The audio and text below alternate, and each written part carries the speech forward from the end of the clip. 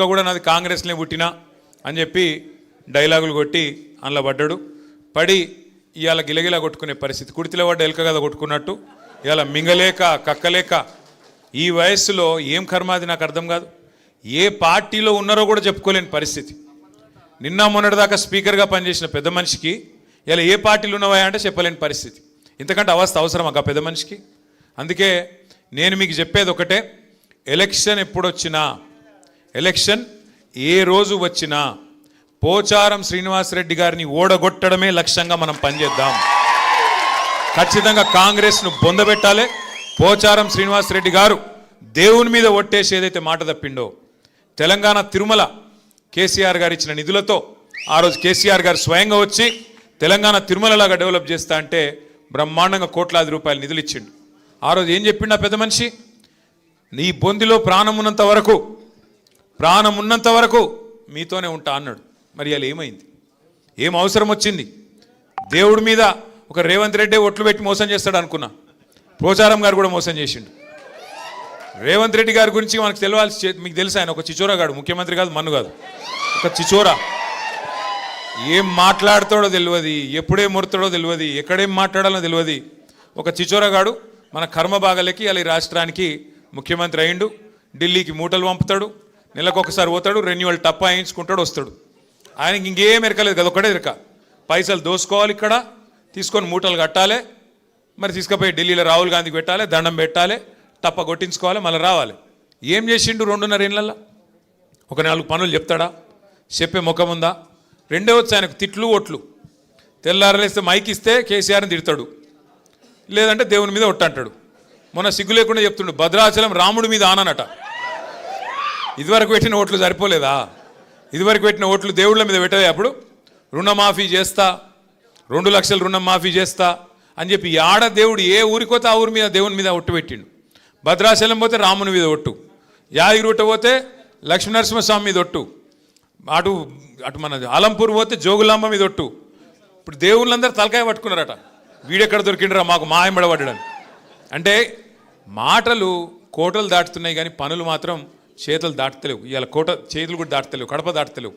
అంటే వాస్తవం ఏంది అంటే ఈ 2.5 ఏళ్లలో ఏం జరిగింది అంటే, వాస్తవం కేసీఆర్ గారి ప్రభుత్వంలో రైతుకు కడుపుల చల్లగదలకుండా అన్నీ మీరు ఎక్కడున్నోళ్ళకి అక్కడికే వచ్చేది. యూరియా అది ఇది కాదు, యూరియా మాట్లాడుకుందాం పట్టు. ఎట్లుండే యూరియా కేసీఆర్ ఉన్నప్పుడు? ఆటో అన్నకో ఆటో తమ్ముడికో ఫోన్ కొడితే పొలం కాడికి యూరియా వస్తుంది. కరెక్ట్ అని చెప్పేది కాదా? ఇవాళ ఏంది పరిస్థితి? షాపుల ముంగట మళ్ళీ బాగుందా లైన్లు? యాపులు బాగున్నాయా? షాపులలో ఉన్నాయా యూరియాలు? ఇప్పుడు యాప్ పెట్టినరు, యాప్లో యూరియా ఎట్లా దొరుకుతుంది? షాపులు ఉంటేనే కదా. షాపులనే లేకపోయా, షాపులు ఎక్కడ లైన్లు కనబడతాయేమో అని చెప్పి యాప్ అని డ్రామా. లేదాడ యూరియా లేదు, యూరియా తెచ్చే తెలివి లేదు, రైతు బంద్ చేసే ముఖం లేదు. కరెంట్ చక్కగా వస్తుందా? ఎన్నిసార్లు కట్ అవుతుంది రోజుకు? మళ్ళీ మోటార్లు కాలడు షురు అయిందా లేదా? మోటార్లు కాలుతున్నాయా? ఆఖరికి ధాన్యం అమ్ముకుందామంటే సంచులు దొరుకుతున్నాయా? సుతిలన్నీ ఇస్తుండ వాడు, కనీసం సంచులన్నీ ఢిల్లీకి పంపుతుండదు. మనకెరికే బిజీగా ఉన్నాడు, ఢిల్లీకి పంపుట్లా సంచులు దొరకాయి. సుతులు కూడా ఇస్తలేడు కనీసం. రైతు బంధు 4 సార్లు ఎగ్గొట్టిండు. యాదుకున్నదా లేదా? అది కూడా మర్చిపోయిరా. మరి ఇవన్నీ మర్చిపోయి మళ్ళీ పోచారంని గెలిపిద్దామా? బాన్సువాడలా కేసీఆర్ను మోసం చేసింది మర్చిపోదాం, రైతుకు వెన్నుపోటు పొడిచింది మర్చిపోదాం, రైతు బంధు 4 సార్లు ఎగ్గొట్టింది మర్చిపోదాం. ఇవన్నీ మర్చిపోయి రేవంత్ రెడ్డిని కాంగ్రెస్ను మళ్ళీ గెలిపించేంత చైతన్యం లేదా మనకు బాన్సువాడలా? వాళ్ళు ఊహించుకుంటున్నారు రేవంత్ రెడ్డి ఆయన పార్టీ వాళ్ళు ఏమని, ఆఖరి 6 నెలలకు మళ్ళీ ఏదో కళ్ళబొల్లి కబుర్లు చెప్పి ఏదో కథలు చెప్తే మళ్ళీ ఆగమవుతారు. అమాయకులు తెలంగాణ గ్రామీణ ప్రాంతాల్లో ఉండే రైతులు ఒకసారి మోసం చేసినాం, మళ్ళా మోసం చేస్తాం అని చెప్పి నమ్మకంగా ఉన్నాడు. ఇవాళ 2 లక్షల రుణమాఫీ చేస్తా అన్నాడు. కనీసం 30-40% అయిందా? అది అయిందా కాలేదా? వాస్తవంగా నేను అడిగిన ఆయన అసెంబ్లీలోనే, అయ్యా రేవంత్ రెడ్డి గారు అక్కడ ఇక్కడ కాదు, నీ సొంత ఊరు కొండారెడ్డిపల్లె, ఆడికంటే ఆడికోతాం, లేదా నీ నియోజకవర్గం కొడంగల్, ఒక్క ఊర్లో చూపెట్టు అన్నా, ఒక్క ఊర్లో చూపెట్టు 100% రుణమాఫీ అయినట్టు నేను రాజీనామా చేసి శాశ్వతంగా పోతా అని చెప్పిన. దమ్ము లేదు. నిజాయితీ గల్లోడైతే ఒప్పుకోవాలి, దమ్ము లేదు. ఎందుకు? ఆయనకి ఎరికే కాలేదని. కానీ మాటల పైకి ఏందో చెప్తాడు. ఎన్ని మాటలు చెప్పిండు? 100 రోజుల్లో 6 గ్యారంటీలు అన్నాడు. చేసిండా? 100 రోజుల్లో 6 గ్యారంటీలు. ప్రతి కుటుంబానికి 2.5 లక్షల రూపాయలు సంవత్సరానికి ఇస్తా అన్నాడు. ఏమేం చెప్పిండు కథలు? అత్తకు 4,000, కోడలకు 2,500.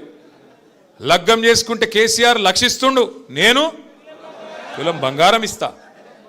ఆడపిల్లలు చదువుకుంటే స్కూటీలు ఇస్తా. రైతుకు రైతు భూ యజమాని మాత్రమే కాదు, కౌలు రైతుకు ఎంత ఇస్తా అన్నాడు ఎకరానికి? ఎంత? 12 కాదు అయ్యా, 15. ఏడున్నర వెళ్ళి 15,000 ఇస్తా అన్నాడు. కేసీఆర్ 10,000 ఇస్తే నేను 15,000 ఇస్తా. కేసీఆర్ 24 గంటల కరెంట్ ఇస్తే నేను 48 గంటల కరెంట్ ఇస్తా. కేసీఆర్ ముసలోనికి పెన్షన్ ఇస్తే నేను ముసలవ్వకు ముసలయ్యకి ఇస్తా. చెప్పిండా లేదా? ఒక్కటన్నా చేసిండా? పడ్డాయా? 2,500 పడ్డాయా మహిళలకు? మీకెందుకు పడతాయి? మహిళలకు పడతాయి. మహిళలను అడుగుతున్నారా? తమ్మి ఆగు. పడ్డాయా ఎవరికన్నా మహిళలకు? రైతుకు పడ్డాయా? 15,000. రైతుకు 15,000 లేదు. ముసలోళ్ళకు 4,000 పెన్షన్ అన్నాడు. పడ్డాయా? అదే కేసీఆర్ సార్ ఉంటే ఇవాళ ఈ పాటికి ముసలోళ్ళందరికీ 4,000 పెన్షన్ రాపోతుండేనా? వస్తున్నానా రాకపోతున్నా? కేసీఆర్ ఉంటే. కేసీఆర్ ఉంటే కడుపులో సల్ల కదలకుండా యూరియా వస్తున్నానా లేదా ఇంటికి? కేసీఆర్ ఉంటే అడిగే అవసరం లేకుండా రైతు బంధు టైంకి పడ్డదా లేదా? ఒక్కసారి కాదు, 2 సార్లు కాదు, 11 సార్లు రైతు బంధు పడ్డది. గిన్నె లెక్క డ్రామా చేయలే. ఎకరానికేసి మీటింగ్ పెట్టి ఒక ఎకరంకి ఒక మీటింగ్ అట. ఈ అందానికి ఒక ఎకరంకి ఒక మీటింగ్. మరి 11 సార్లు ఇచ్చిండు కేసీఆర్ సార్. ఎన్ని లక్షల ఎకరాలకు ఇచ్చిండు? ఎన్ని కోట్ల ఎకరాలకు ఇచ్చిండు? ఎన్ని మీటింగులు పెట్టాలి మరి? గసంటోడు ఇలా మనకు దొరికిండు. ఇక పోని మీటింగ్ పెడితే ఒక్కటన్నా మంచి మాట మాట్లాడచ్చు కదా. ఒక్కటి ఏం లేదు. అయ్యా కరువు వచ్చింది, ఏం చేయాలా ముఖ్యమంత్రి గారంటే రక్తం జల్లురి. రక్తం జల్లితే పంటలు పండుతాయట. ఇలా పరిస్థితి ఏంది? రాష్ట్రం అంతా కరువు పరిస్థితున్నది. బాన్స్వాడల వానలు పడ్డాయా? పడ్డాయా? కానీ మీకు ఉపాయం తెలుసా? కేసీఆర్ ఎంత గొప్పగా ఆలోచన చేసిండో. కాళేశ్వరం దగ్గర ఏదైతే నీళ్లు ఇలా కిందికి ఉత్తగా సముద్రంలో పోతున్నాయో, ఎక్కడైతే ఇలా కరువు ఉన్నా కూడా కింద నీళ్లు పోతున్నాయి గోదావరిలో, అక్కడ కట్టిండు కేసీఆర్ పంప్ హౌస్. ఆ పంప్ హౌస్ కాడ ఇవాళ రేవంత్ రెడ్డి చేయాల్సిందల్లా బటన్ ఒత్తాలి. అంతే, ఏం పీకేదేం లేదు. నువ్వు పోయి బటన్ ఒత్తాలి. ఒక్క బటన్ ఒత్తితే పంపు చాలు చేస్తే ఇలా మీ నిజాం సాగర్ నిండుతుంది. మీ నిజాం సాగర్ నిండుతుంది, మీ చెక్ డ్యామ్లు నిండుతాయి, మీ ఎస్ఆర్ఎస్పి ప్రాజెక్టు మొత్తం నింపే మరి మొత్తం ఉపాయం అంతా కేసీఆర్ చేసిపోయిండు. ఇవాళ ఈయనకు ఒక్కటే అడ్డం వస్తున్నది. ఏంటిది? ఈయన చెప్పిన అబద్ధమైన అడ్డం వస్తుంది. ఇన్ని రోజులు ఏమబద్ధం చెప్పిండు? కాళేశ్వరం కూలేశ్వరం అయిపోయింది అన్నాడు. మొన్న మేము పోతిమి చూపెడుతుంది, నేను మా ప్రశాంత్ అన్న అందరం పోతిమి చూపెడుతుంది. ఏమిటిది? ఆడ 1,00,000 క్యూసెక్కుల నీళ్లు పోతున్నాయి. 1,00,000 క్యూసెక్కులు అంటే 9 టీఎంసీలు. మీ నిజాం సాగర్ కెపాసిటీ ఎంతనే? 17 అంటే 14. సరే 17 అనుకుందాం. జరాగు లొలిపెట్టక. 17 టీఎంసీలు అంటే 2 రోజులలో మీ నిజాం సాగర్ నింపచ్చు. 2 రోజులలో గన్ని నీళ్ళు పోతున్నాయి కింద. గన్ని నీళ్ళు పోతుంటే ఈ బేకార్గాడు